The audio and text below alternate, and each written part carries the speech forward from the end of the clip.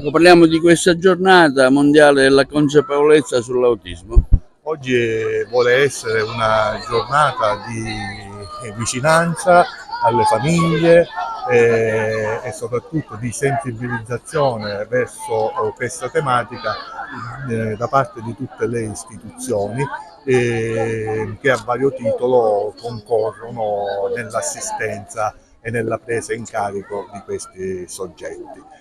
Voglio precisare che già, meno male, il direttore Capodieci ne ha parlato ieri della rete assistenziale, però voglio solo precisare che è sfuggita una cosa, che in un momento in cui si parla che in sanità non ci sono fondi, noi abbiamo in atto, in itinere, una gara di 160.000 euro per acquisto di arredi, materiale testologico e riabilitativo da destinare esclusivamente ai servizi dell'ASP dedicati all'autismo, che è una bella notizia. Bene, anche oggi, anche quest'anno celebriamo la giornata mondiale della consapevolezza dell'autismo e devo dire che fa sempre piacere vedere questa partecipazione massiccia di tutte le istituzioni presenti, di tutta questa rete presente oggi per sensibilizzare sulla tematica dei disturbi dello spettro autistico.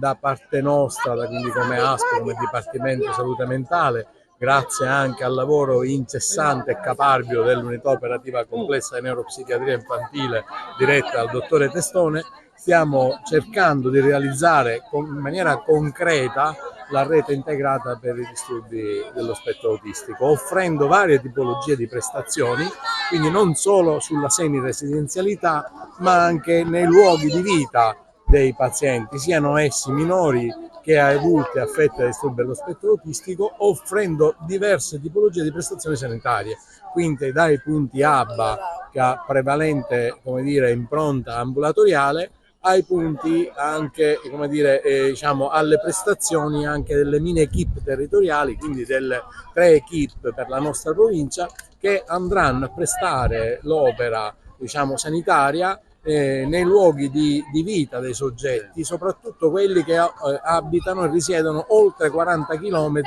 dalle macrostrutture, intendendo per macrostrutture centri diurni e centri per la diagnosi precoce e il trattamento intensivo. Oggi lei è presente qui a questa iniziativa importante sull'autismo, giornata nazionale? Oggi presente, ma non solo io, un po' tutte le istituzioni sono presenti, ma soprattutto la partecipazione dei ragazzi, quindi è un segnale molto forte di partecipazione e di sensibilizzazione a questa tematica che ci coinvolge un po' tutti quanti, quindi ognuno di noi oggi con la partecipazione a questa marcia dà dimostrazione di quanto siamo sensibili allo spettro dell'autismo, ma nello stesso tempo, ecco, diamo un certo segnale anche ai ragazzi, perché i ragazzi devono vivere nelle collettività in cui giornalmente espletano le loro attività, rinsaldando i principi, ecco, di solidarietà e di fratellanza, e dando, ecco, una mano d'aiuto, ecco, a quei coetanei che sono proprio affetti da questa forma di sindrome che, ripeto ancora una volta, ci deve coinvolgere tutti quanti. Quindi oggi ben venga questa giornata, sono veramente felice della corale partecipazione e sapete bene che il Palazzo del Governo è stato pure illuminato ieri, Sì. Quindi questo è un ulteriore segnale di quanto siamo sensibili al tema.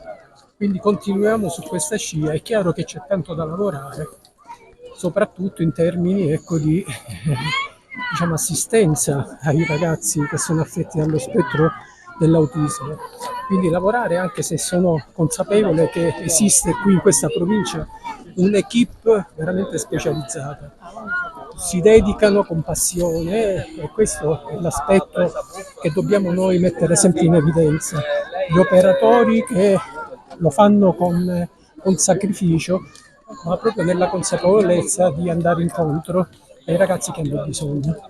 L'associazione Saieva Onlus presente a questa iniziativa oggi, giornata per ricordare l'autismo. Ecco, voi lavorate costantemente, quotidianamente in questo settore, quindi una grande testimonianza che ci può dare.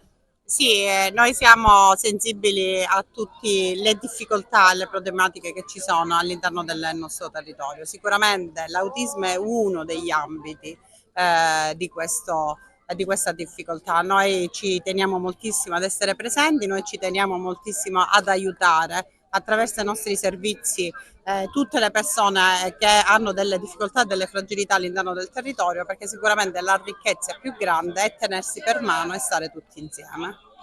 Oggi stiamo vivendo uno dei momenti fondamentali per quanto riguarda la lotta contro una delle patologie che viene considerata tra le emergenti, fra le emergenze della popolazione infantile. Oggi l'autismo e lo spettro autistico è affrontato ed è studiato in tutto il mondo come una delle cause di disagio più frequenti nella popolazione infantile.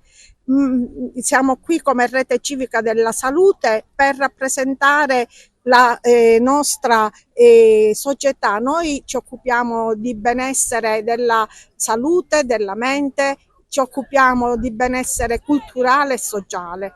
Oggi l'autismo è al centro di questa giornata e i ragazzi vengono sensibilizzati anche all'accoglienza dei compagni che presentano lo spettro autistico. Quindi ci teniamo sempre accanto alla scuola, alle famiglie, alla società che deve aprire le sue porte verso questa problematica che spesso viene scoperta per caso e non dobbiamo dire mai questo a me non può succedere, perché noi dobbiamo essere pronti ad accogliere, ad aprire, a studiare e a sostenere con impegni veramente reali. Oggi la Rete Civica della Salute con le case di comunità è presente in maniera capillare nelle varie comunità e questo è oggi il momento in cui noi ci riuniamo accanto a chi ha bisogno. Oggi siamo qua riuniti per proprio ricordare questa passeggiata, con questa passeggiata ricordare diciamo una condizione a volte anche di disagio di famiglie che hanno diciamo, bambini con lo spettro dell'autismo. Una condizione che ovviamente crea delle difficoltà alle famiglie per cui il territorio se ne fa carico di questo ovviamente.